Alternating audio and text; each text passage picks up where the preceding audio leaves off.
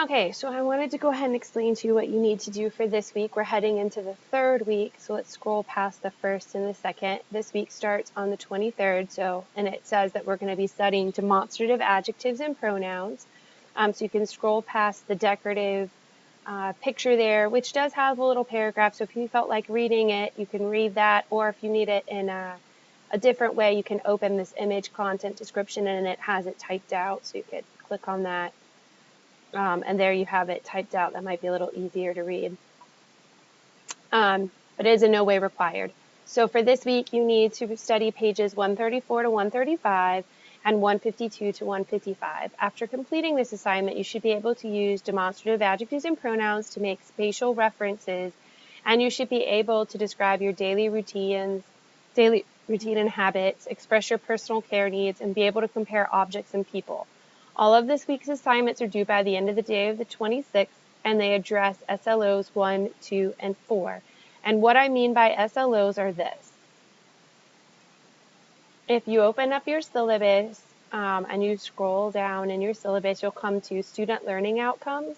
That's what I mean by SLOs. So the activities in this week are addressing SLOs 1, 2, and 4, which means that you are going to be able to basically manipulate the basic grammar. And this week, I think we're still in the present tense, so present tense grammar. You're going to be able to respond to questions in Spanish, and you're going to be able to read short text in Spanish. So that's all that those SLOs mean. They're just a reference to the outcomes what outcomes are being assessed, what you should be able to do. So if we go back down to the 23rd, like every week, you should start by looking at the instructor-made videos. So if you click on this, it's going to open up, and there's videos that explain the lessons to you. This starts with demonstratives. So you've got 2 videos on demonstrative adjectives and pronouns. Okay. Then after you've watched the videos on demonstratives, you will then go into the class participation forum, and you will open it up, and you will reply to this post and just post any questions or concerns you have about demonstrative adjectives and pronouns, the videos that you just watched. Okay. And if I get back to my week of the 23rd, after you've done that, it tells you that you have a reading comprehension quiz, and then you also have assignment 6. So for the reading comprehension quiz, you'll open it. There are a couple passages that you'll end up reading, and then when you're done reading it, you'll attempt the quiz. You only have one option to do this, and these are all short answer, a big chunk of them are short answer questions, and then there are a bunch of true-false questions. Now, the quiz, Moodle cannot grade short answer questions. I mean, it's not going to grade them correctly. If you word something differently than how I would word it, it's going to count it wrong. So your grade is probably going to be low.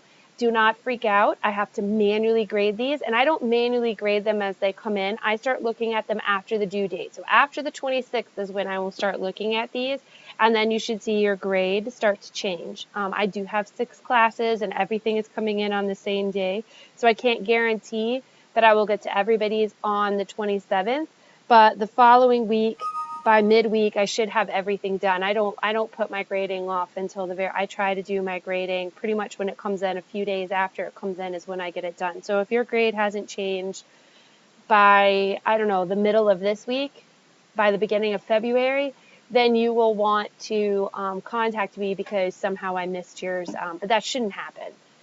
Okay. After you've completed the reading comprehension quiz, then you're also told to go to My Language Labs. These are the 4 assignments that you have to complete in My Language Lab. So I'm going to click here, and I'm going to sign in.